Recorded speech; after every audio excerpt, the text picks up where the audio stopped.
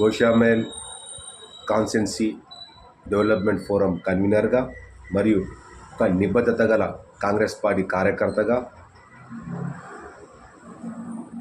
గౌరవ హైదరాబాద్ జిల్లా కలెక్టరేట్ పరిధిలోని హైదరాబాద్ రెవెన్యూ డివిజన్ ప్రాంతంలోని నాంపల్లి మండల్ పరిధిలోకి వచ్చేటువంటి మూసీ నది పరివాహక ప్రాంతము మట్టితో పూడ్చి దర్జాగా కబ్జా చేయబడుతుంది. అది ఎంత ప్రమాద స్థాయికి చేరిందంటే ఆ కబ్జా చేసిన ప్రాంతాలలో లాజిస్టిక్ వ్యాపారాలు, ట్రాన్స్పోర్టు మరియు ఇతర వ్యాపారాలు షెడ్లు నిర్మించి కొనసాగించడం వల్ల ఆ మట్టి రోజుకు భారీ వర్షాల మూలంగా ఆ మట్టి కింది భాగం మొత్తము కోసుకొని పోతున్నది. రాబోయే రోజులలో అతి ప్రమాదకరంగా మారే అవకాశం ఉంది. దానివల్ల అక్కడ గుడిసెవాసులు నివసిస్తుంటారు. అక్కడ వాళ్ళ ప్రాణ నష్టంతో కూడా ఆస్తి నష్టం జరిగేటుంది. మరి ఇల్లీగల్ వ్యాపారాలు చేసుకొని అక్కడ ఎంతోమంది కడుపు పట్టుకొని వచ్చి నిరుపేదలు వాళ్ళ దగ్గర పనిచేస్తూ ఉన్నారు.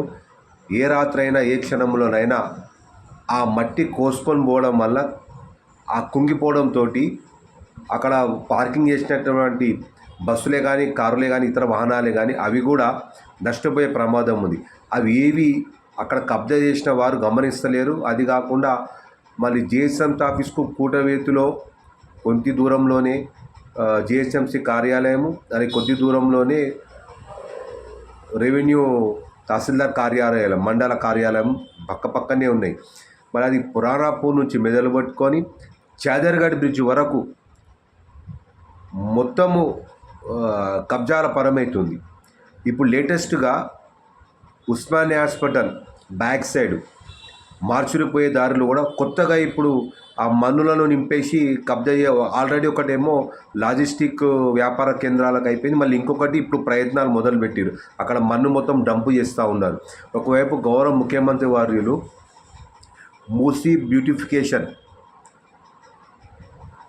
పునర్వ్యవస్థీకరణలో భాగంగా దానిని ఒక అందమైన నగరం చేయాలనేటువంటి కృత నిశ్చయంతో ఒక దిక్కు వారి ఆలోచనలు వెళ్తూ ఉంటే, మళ్ళీ ఇక్కడ మున్సిపల్ రెవెన్యూ అధికారులు వారి ఆలోచనకు విరుద్ధంగా ఇక్కడ ఇల్లీగల్ కబ్జాలను ప్రోత్సహిస్తున్నట్టు ప్రజలు భావిస్తున్నారు.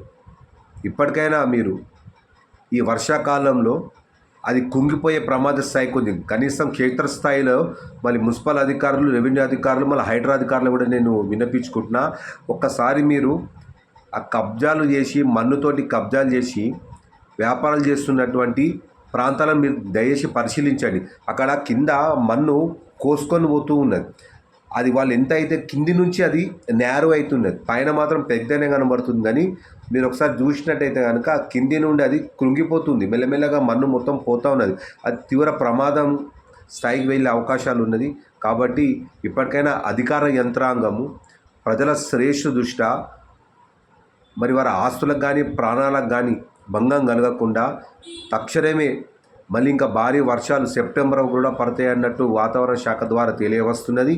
మళ్ళీ అదే నిజమైతే కనుక రాబో రోజులలో తప్పకుండా ఈ కబ్జాలు చేసినటువంటి మన్నుతో నింపి కబ్జాలు చేసి వ్యాపారాలు చేస్తున్నటువంటి ప్రాంతాలు ఎప్పటికైనా ప్రమాద స్థాయి చేరే అవకాశం ఉంది. దయచేసి రెవెన్యూ అధికారులకు మరి మున్సిపల్ అధికారులు చేతులు జోడించి మనవి చేస్తున్నా.